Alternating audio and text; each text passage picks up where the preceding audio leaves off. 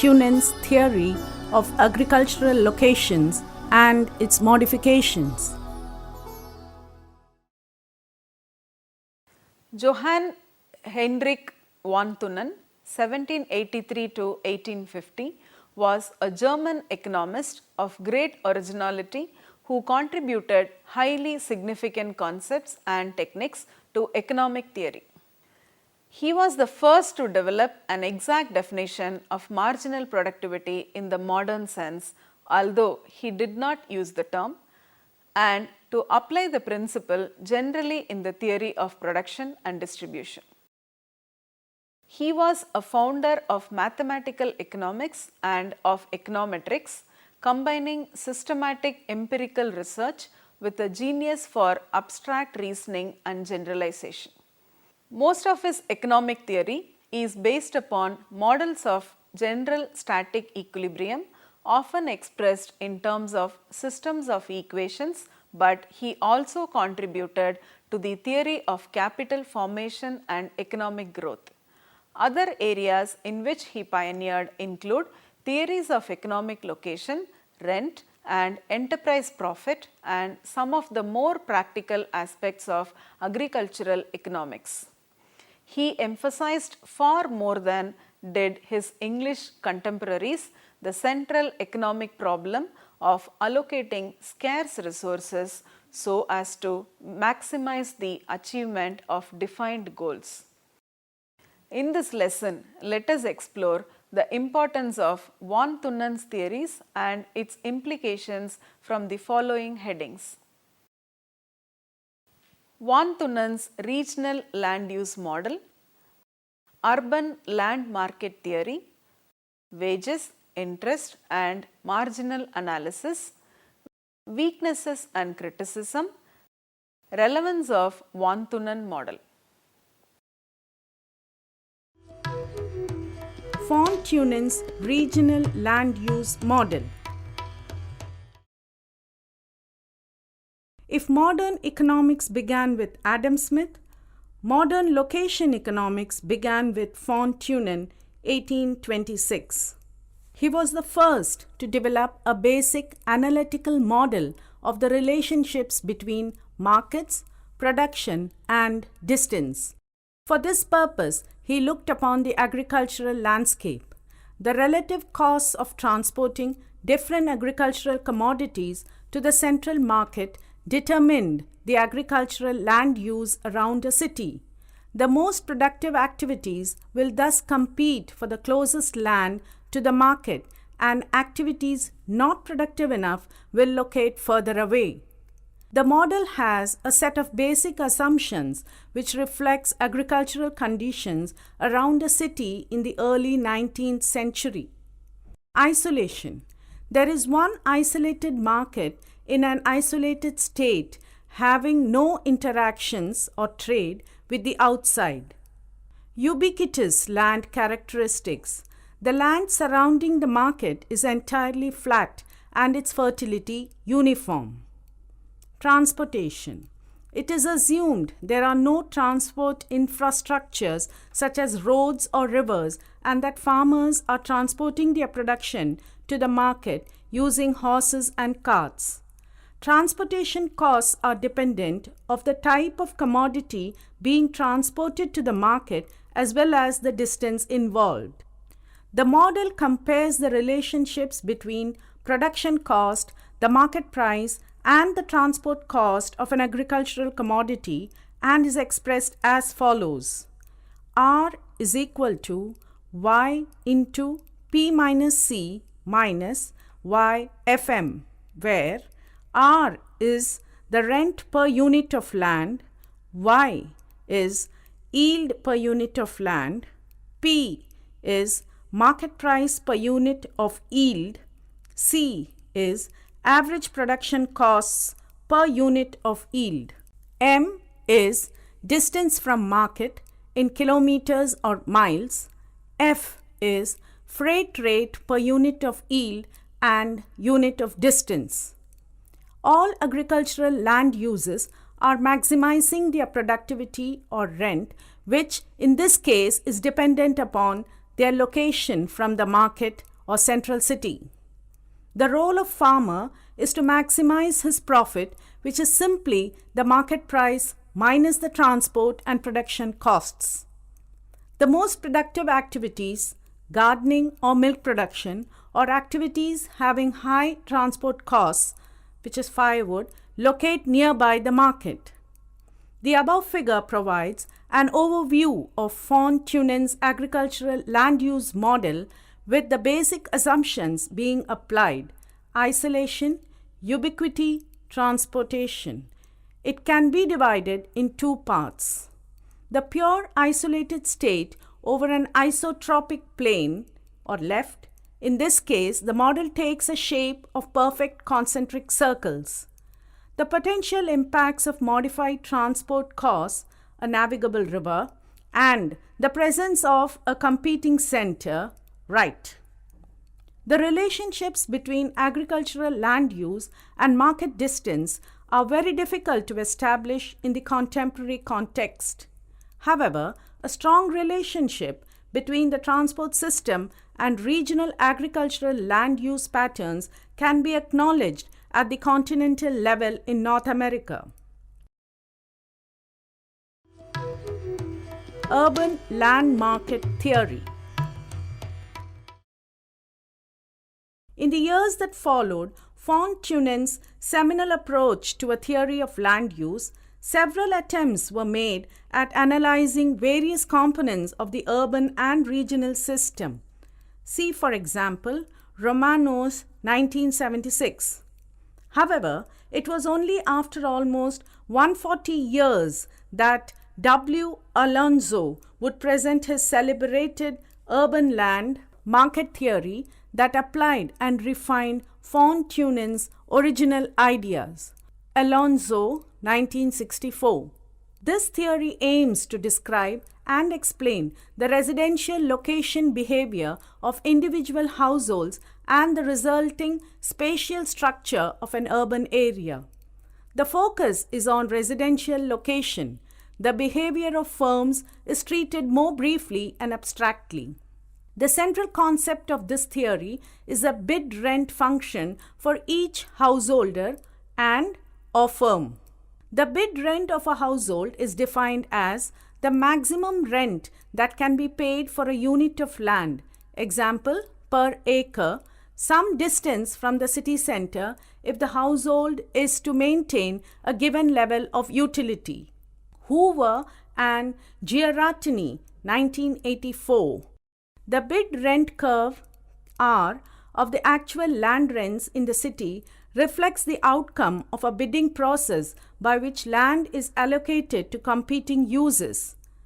Residential demanded by households and commercial, industrial demanded by firms.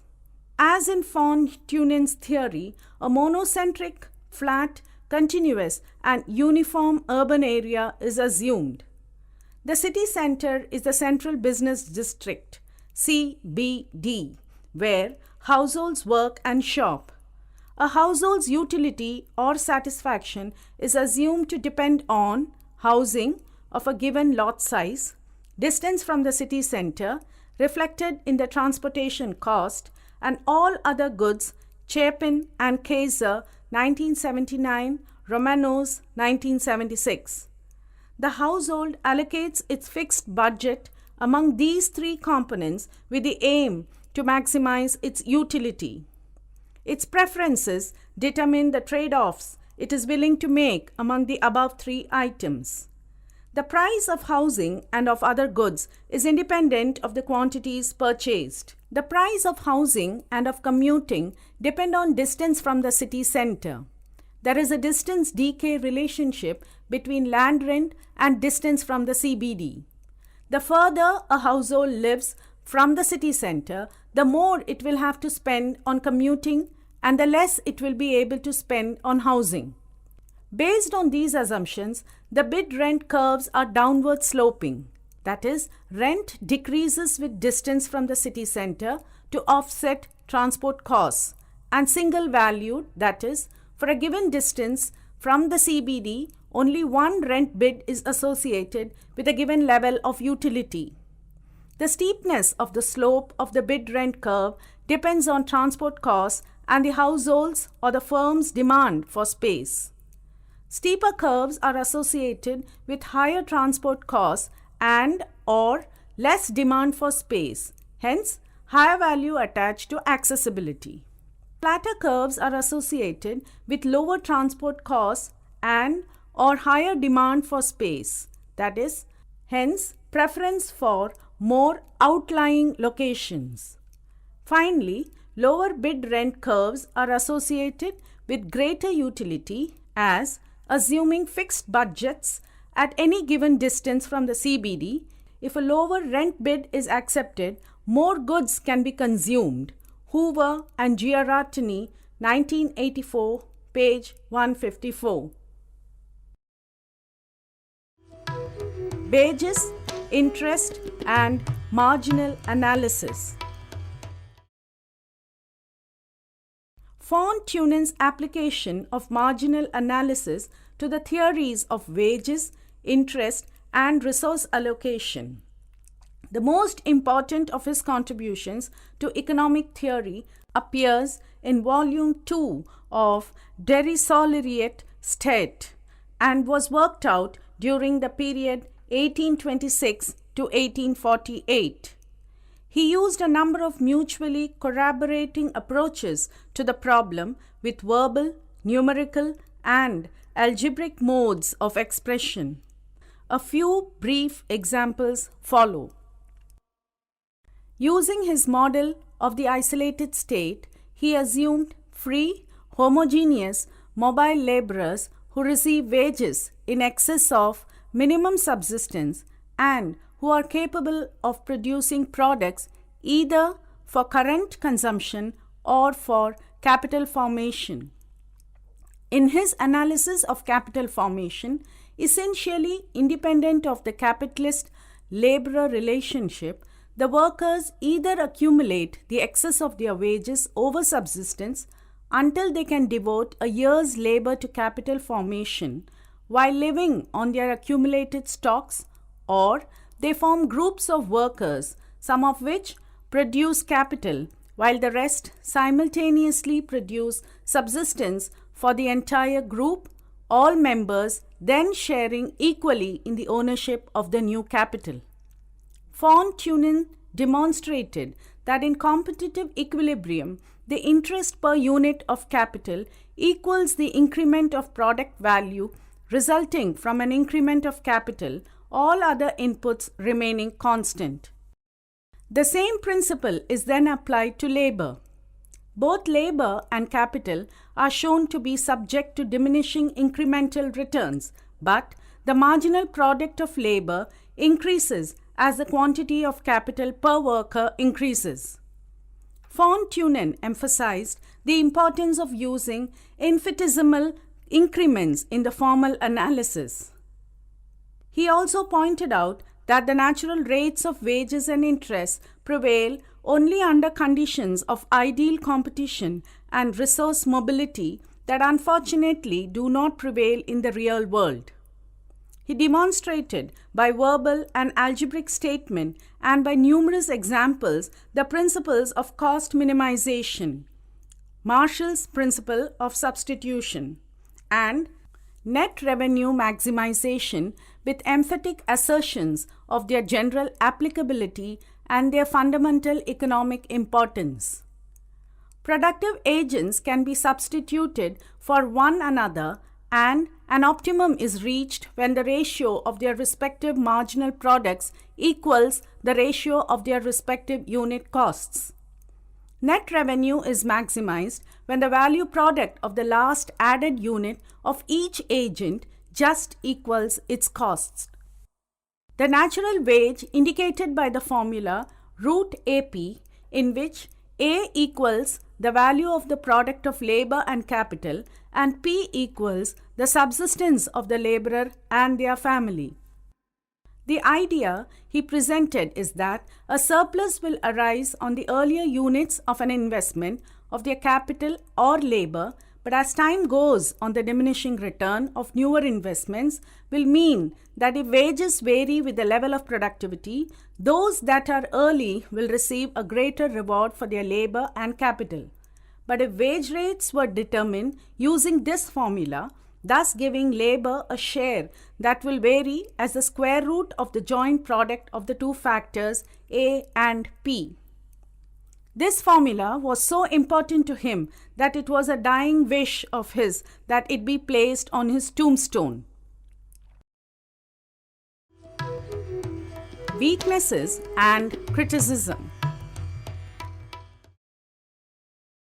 The model was developed in an isolated state and did not take into consideration differences in sites or local physical conditions. It can be modified by relaxing some of the conditions set forth by Thunen. Differential transportation costs, example, boats are the cheapest mode of transportation. Variations in topography, soil fertility, changes in demand or price of the commodity. However, the model tends to hold true in most instances. The theory may break down somewhat in industrial and post-industrial economies as urban expansion or sprawl occur. For example, modern refrigerators enable perishable products to be transported longer distances. The theory generalizes that there is one mode of transport, which is the board. Like many other models in geography, Fontanins' model was criticized frequently due to its restrictive nature. The basic conditions of the model, however, could be approximated by slight modifications of the respective reality. The circular pattern, which can be attributed to only one market and excluding transport costs, gradients running from the center, is, for example, only one of the many conceivable geometrical starting situations. If other natural landscapes or transportation routes are present, the land use zones would be stripe formed. If several markets were present, groups of zones would be formed around each market. A justified objection against it is a reference to the absence of any productive profit. In Fontanins' theory, different agricultural uses compete for the optimal location, which results from the product-specific supply or expenditure relation. The competitive power becomes indirectly measurable over locational rent. After deducting production costs and location-specific transport costs, however, nothing more remains of the market profits. The Fontanin model leads to the idea of complete self-sufficiency among farmers. Thunen's idea of economic rent attempted, while ignoring other characteristics, to explain the use of zones controlled solely by economically rational perception. Possible consumers play, finally, the crucial role for the choice of location. At the same time, evaluation of all potential locations is released, which leads to a zoning of the possible offers. This simply developed space restaurant model reacts, however, sensitively to changes of the space overcoming costs. It possesses, however, due to its universality, nevertheless, a high value within geographical questions and methodology.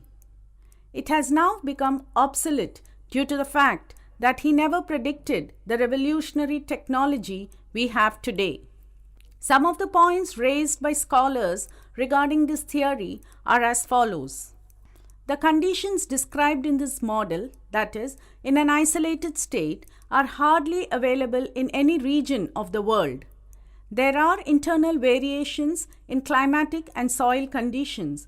The Fontanins' assumptions that there are no spatial variations in soil types and climates are rare. It is not necessary that all types of farming systems, as described by Fontanin in his theory, exists in all the regions.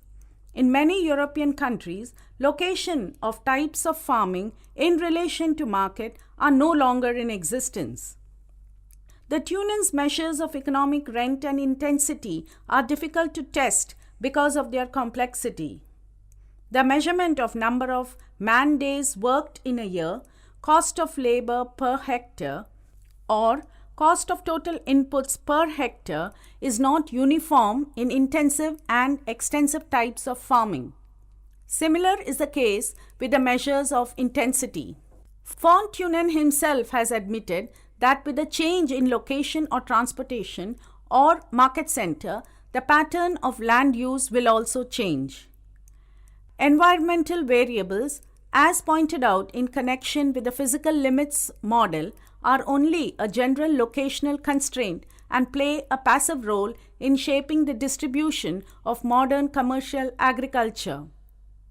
In the human technological context, the employment of artificial irrigation, chemical fertilizers, and the like allows farmers to overcome most environmental barriers.